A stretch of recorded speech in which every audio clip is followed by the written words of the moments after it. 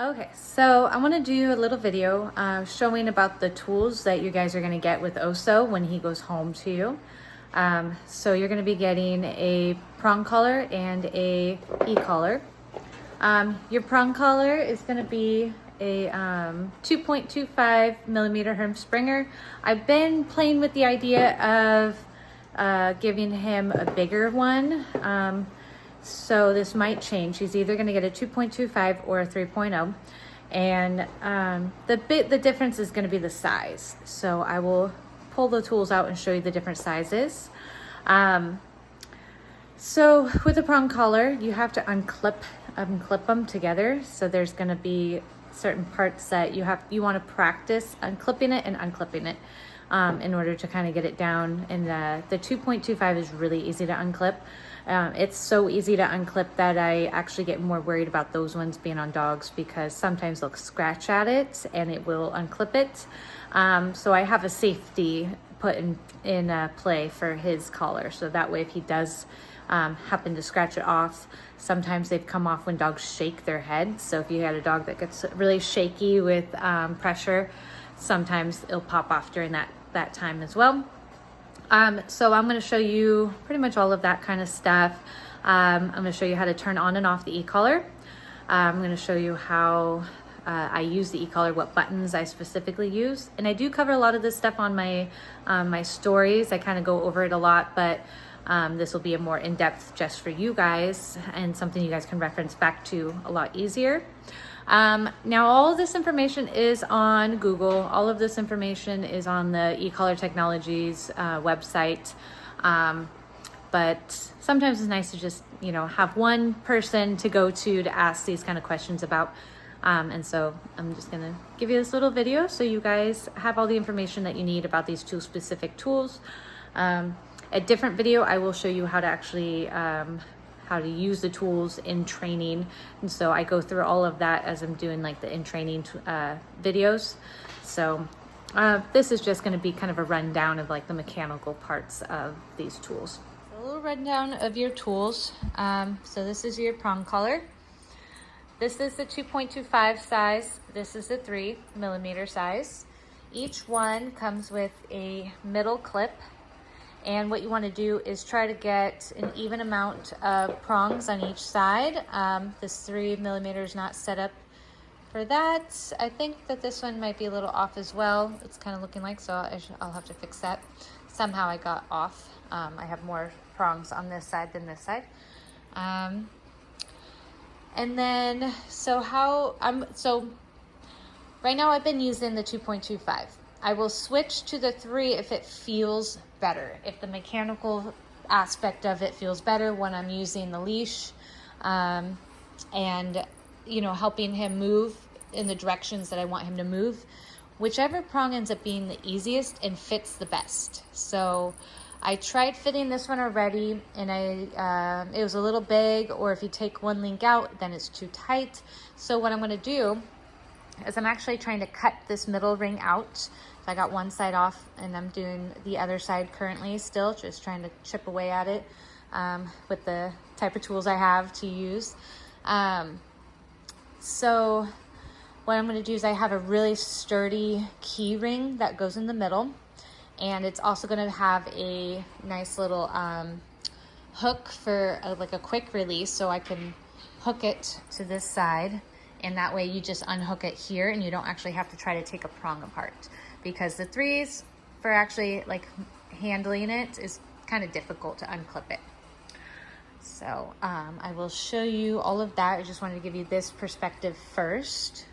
So when I'm unclipping the prong collar, I can do it both ways.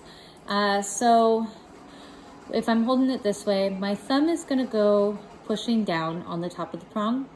Another finger is going to come up to the prong that's next to it. So this one's next to this one, but the prongs are interlooped right here. I'm going to push up on those little prongs with this finger as I'm pushing down with my thumb. And then simultaneously I'm taking this hand, these pinchers, and I'm pinching the top, and that's how I can pull it apart. When I put it back together, I'm hooking it on one side let's see which view is better here. So I'm gonna hook it on this,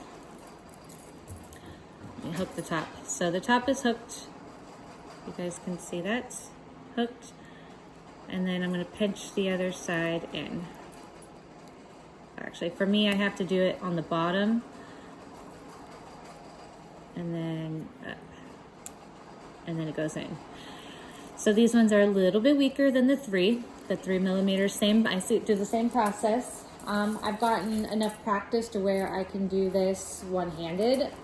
So that's something you can try to do. So same thing, so I'm pushing down on my thumb, my other finger is pushing up on the prongs from the bottom, and I'm pinching the top.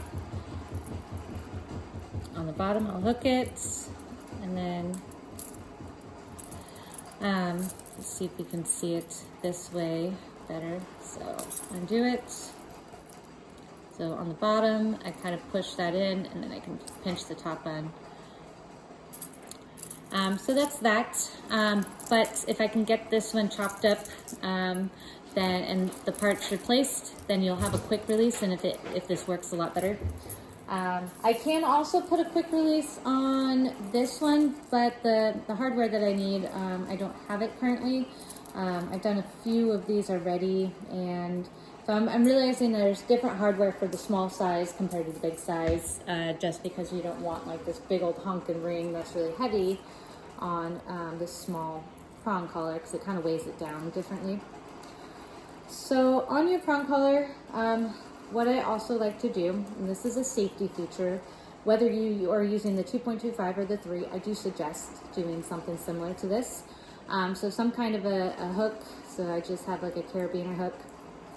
Okay, so let me backtrack a little bit. So you have a circular ring, and how it should sit, hang on, I'm gonna hook this back up, give you a better perspective.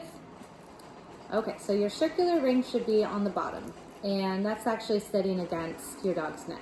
And then this one with the swivel, and I will keep this little plastic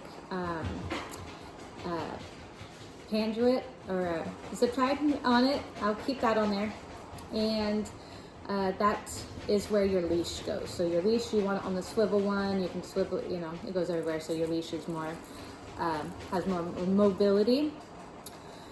When your prong collar is just sitting loose, your chain should be nice and tight.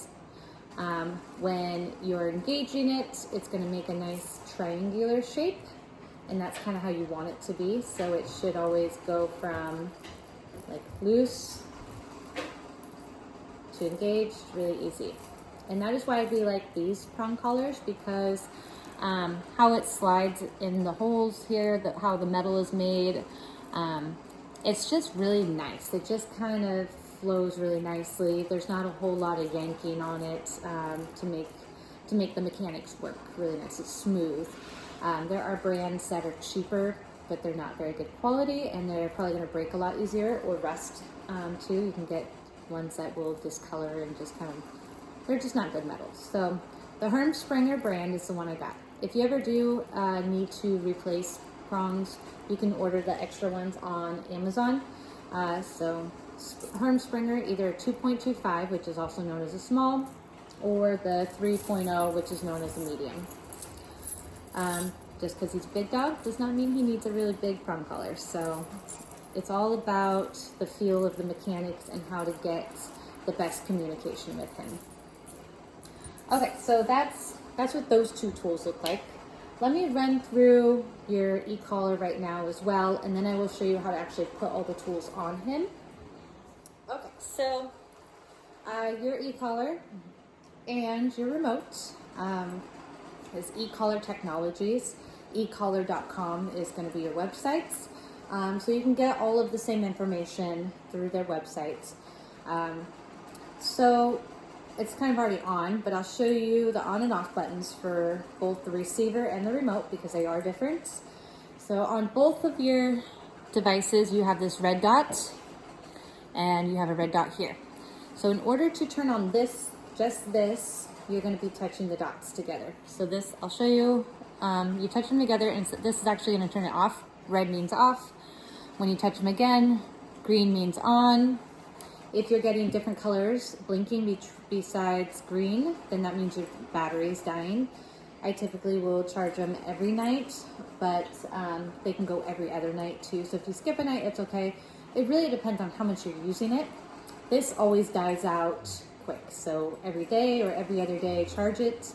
This can go several days, and you'll see the same thing. You'll see the change on the light when it starts to die. So it goes from like green to like orange, and then to red. Yeah, I'm pretty sure that's the colors. Okay, so this, in order to turn this on, so right now this one is on. So you can see your button numbers and the settings all on there. When I turn it off, there's a button on the back. There's an L. So L is your on and off button, and it's also your light buttons. And I'll show you the lights right after this. So to turn it on or off, you're gonna press and hold that big button. So you press and hold it until it shuts off. There it goes. Press and hold until it shuts or turns back on. So it's on. Okay, so when I'm setting up for the lights, so your light's gonna show up here, and it's awesome feature. So if you have your dog outside at night, maybe he's roaming around in the backyard, and you just want him loose and just his Ecollar on to help recall, you can have a little light on. Maybe you're going for a nighttime walk. So if you click that L button one time, you're just gonna get a flashing light. So it just kind of keeps flashing. If you click it again, you're gonna get the solid, and the third time is off completely. So it's a fun little feature. It's nice to have for certain things if you need it. But if you ever find the light on, that's all. It just bumped the back of that L button. Yeah, so just press it again and turn it off. The other button is going to be your MC, which means momentary and continuous. So it sets it up for however situation you like. I like things very simple, so I like to have it momentary and continuous, and not just momentary or continuous. The difference between the two and the colors, so black is your momentary. Black means whether you press and hold it or just tap it one time, it's only ever going to give a 1 second stim. So it's 1 second tap, basically. That's what it does. Your red button is continuous. I said that weird. Continuous. You can press and hold it up to 10 seconds, or you can just do a tap and it's gonna stop as soon as you're done pressing it. So if you tap and hold for 2 seconds, it's only gonna go 2 seconds. And the same thing, so it's gonna press and hold, basically. So instead of a one tap like this, it's gonna press and hold. So it's important to know the difference. I like continuous the most. That's like the more common one that I use, because a lot of times I don't find myself having to get up into high correction numbers, and that's where you'd want your 1 second. So when I'm working also on a 4, doing the press and hold, that's gonna catch his attention at a 4. A 4 tap might not be enough to catch his attention. So those numbers are gonna be a little bit higher typically. So right now I have it on M. That was the accident. I didn't even notice that was there, so I probably clicked it on accident. So what that means, and you'll find out that you're on in just one of those settings rather than both of them, because your red button, so for this one, black is momentary, so that makes your red button a boost. And you can look up boost on the booklet inside your box or on the Ecollar Technologies. But basically it's like a preset number, and that's gonna jump up. So if I'm at a 5, for instance, for a momentary where it's just the 1 second stim, and I click that red button right now and it's boost, it goes up to a 10. It's already preset for 5 more, so it bumps it up to 10. So it goes from 5 to 10. The problem with that is sometimes that preset number is too high for your dog, and you might end up overcorrecting them for something that you don't need to overcorrect them for. If that does happen, you just kind of move on. You know, sorry, and move on. It's not going to be the end of the world. Just don't let it happen a whole lot. So that's why I don't really like boost. I like to manually change the numbers myself, so I know what numbers we're at. So I'm going to fix it by clicking my MC button. I want it to say M and C. Right now it just says M. If it was just a C, then it's going to be the same thing. Your C is red, your continuous is red, black would be your boost. So I'm going to click on the button, Oops, so I think I need to press and hold it. Okay, so I press and hold, it went to continuous, and now it's M and C. The one dog flashing, that just means that you're on your one dog setting. There's no other collars paired to it, so you can pair more of them. Another thing I wanted to show you, another thing that I'll do, right now he's working on a 4. So sometimes I will lock that 4 because this dial sometimes gets really sensitive and you could accidentally dial up without realizing it. So to lock it, I'm gonna press and hold this until it's done flashing. It's done flashing. So, oh, and it went down to a 3. Hang on. Sometimes that happens too when I, okay. So it's blinking, which means it's loose, it's not locked. I press and, dang it. It's really sensitive. So pressing and holding, it dialed down to a 3. So it's stuck at a 3. But you're trying to get it at the number that you want it to, press and hold it. So it kind of what happens is it keeps dialing a little bit. So once it's locked, no matter what, when you're pressing the buttons, it's only at a 3. When you unlock it, you have to check your numbers again. Because when you unlock it, so it's at a 3, but I unlocked it and it went down to 0. So then if I was trying to use it after I unlocked it and I didn't pay attention, you're not getting any stim. Sometimes it goes up and you could accidentally overcorrect again if you don't turn the number back down. So all that stuff you find out again on the booklet or on Ecollar Technologies websites. It is a half a mile range, so you have a good distance to be able to let him off leash once he gets to that point with you guys, and you know that you're going to have good reception, so he's going to be able to tell that you're pressing the button. So now let's get on to the fitting, and I'll show you what it looks like on his neck and how tight it needs to be, and where I position all the tools. Okay, so we got your Oso here, and we'll see how patient he is with me while I'm recording this. Sometimes getting him dressed with his collars, so you have to have a lot of patience because he gets really amped up from just the smallest amount of affection and touch. He's been kind of perceiving all touch as exciting for him, so which makes it very difficult to get him dressed sometimes.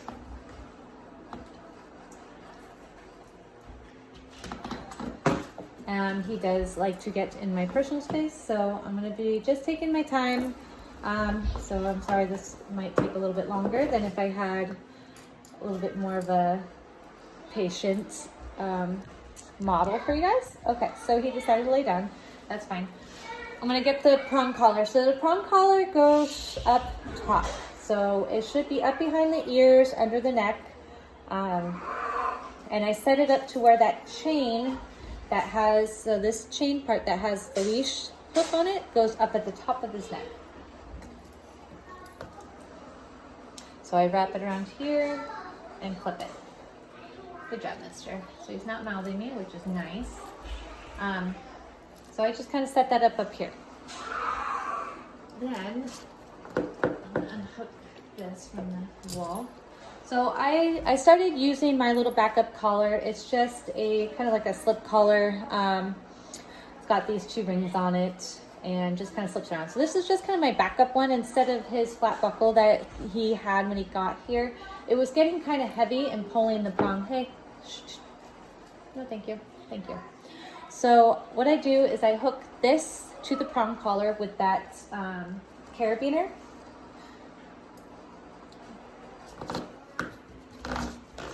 Good job. So nice and patient with him and slow seems to be helping, and it's starting to, the process of getting him dressed has actually gotten a lot faster because I took so much time in the beginning. So that's one thing to recognize about him is just the amount of touch that he gets. He just gets really excited over the littlest thing. So anyway, so that's hooked up. Now the tricky part, and what you can always do is you can always do the carabiner afterwards, and I'll show you what that looks like, but getting his e-collar on. So it's gonna go prong collar, e-collar, and then like his flat buckle or whatever you wanna have here as a backup for the prong collar. And I do recommend the backup for, especially for the 2.25, but even with the 3.0 too, just in case, because he can be, you know, a big dog. And if he ever does get so overly excited that he pulls really hard and it breaks, then at least you always have your leash still attached to him somehow. Oh, and then another thing to note, prong collars do not get worn. Side note, prong collars don't get worn in the crate or during play with other dogs because it can get snagged on things and becomes a safety hazard. Obviously, a lot of dogs will panic because they're stuck to something. And then, of course, things can escalate, especially if they're stuck to a dog. So I'm going to slip this underneath. I'm just waiting for him to kind of slow himself down and let me bring the collar over.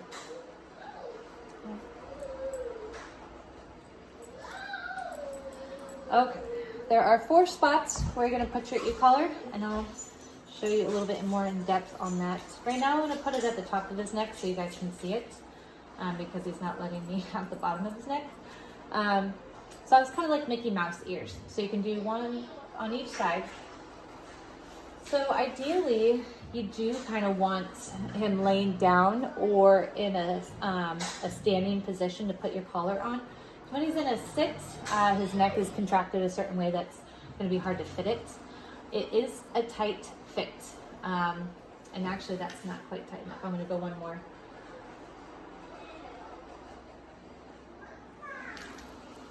So you should be able to move the box, and when you move it, what the heck is flapping around? The skin, no. Thank you.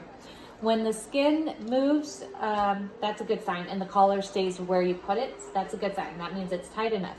If the box is moving separate from all his little skin back here, then it's too loose. And what's going to happen is the prongs that are set up, the 2 prongs, are going to move, and the contact is not going to be there. And so then you get very inconsistent numbers. Like for instance, your 4 that he's normally working at, all of a sudden like he doesn't feel it. So you start upping your numbers, and all of a sudden then you get too high of a number because he moves his neck again and the contact comes back. So, and actually, so I'm getting my fingers under there a little too much. So he moved his neck again, and that means it's a little loose. Obviously, it shouldn't be too tight to where you start hearing, you know, coughing, hacking sounds. Then you know it's too tight. So you have to come back down. So that's the fit. You can cut this excess stuff. I haven't done it yet for him, so I'll leave you guys to do that. Kind of cut it where you want it, but I do suggest you cut it. Otherwise, I always just kind of double loop it like that. So with the carabiner, then you have to find your spot to hook it onto that backup collar. If I can do that. All right, so now you have your carabiner with your prong collar. You have to watch that the D-ring on the prong collar is underneath where your leash goes. So it shouldn't be snagged up. If you're getting a snag or a twist, it's gonna cause your prong collar to not work correctly. And so that's that. Pretty easy peasy. Okay, so you have 4 different spots that you would want to put your e-collar. And you do want to rotate it every 2 to 4 hours to help prevent pressure sores. It is a tight fit, so it can cause pressure sores. I haven't noticed any allergy to it from him, which is nice because a lot of white dogs do have allergies to the metals that are in the e-collars and the prong collars. There is some discoloration, but it doesn't look the same as an allergy. So that's really good. If you do find that it's not looking good, like the color is getting too weird, if he is developing sores or anything like that looks like an allergy, most likely it's because of the metal plating that's on the prong collar and the e-collar. So you can get separate tips from the Ecollar Technologies website. They do have a hypoallergenic tip, prong collar, you have a whole other separate prong collar. It's called Kurgan, I believe. And that's an option, or they do make rubber tips that you could put on too, but I don't think those stay on very well. You might end up having to like constantly replace them. The 4 different spots is going to be the 2 up top, so your Mickey Mouse ears. So up behind the ears, just kind of make sure it's like a nice flush, as flush as you can make it for being a round spot.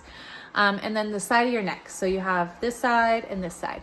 Now in the middle is actually where a bark collar would go, but it's not a very good spot for your prongs on your e-collar. So I don't put it in the middle. I just do the sides, and I just make sure like you get a prong on each side of kind of where that big tendon is. So again, you just wiggle it, and if the box is moving with the skin, everything's moving together and it's not separate, then you know you have a good fit. When, you know, just kind of check when he's sitting compared to laying down and all that stuff, because that can affect it. And that brings me to another suggestion that I have for everybody that gets these collars, is to get a bungee style collar. So let me grab that and show you what it looks like. Okay, so this is the bungee, and I suggest it for all of my clients. You can go on to the Ecollar Technologies webpage and order one. I think they're around 30 or 35 bucks. So it shouldn't put you out too much, but you have an option for a quick clip or not. I don't really like the quick clips. I bought this a long time ago before realizing that there was a difference. I don't like them because dogs do scratch and they do come undone. The other company that I bought my personal dogs their collars from is K9 Tactical Gear. And the cool thing about that one, they're both wearing theirs, so I'm not gonna grab them, but so for the clip, in order to actually take it apart, you have to push it together, so there can't be any tension on the collar. So that means when it's engaged, when the dog's wearing it and it's tight and they say they do scratch at it, it doesn't unclip. And so K9 Tactical Gear, they're obviously geared more towards a lot of the working dogs, military dogs, police dogs and stuff. So so their gear is really good, and I can't remember how much I paid for those. It probably wasn't a whole lot. Different colors, so you can order whatever color you want, and same with these. They have a variety of colors, so if you like to color match. The skins on the e-collars, this one's Rita's. I had to put tape so I knew the difference, but the skin colors on those can change too, so if you guys wanted to match those as well, it's always an option.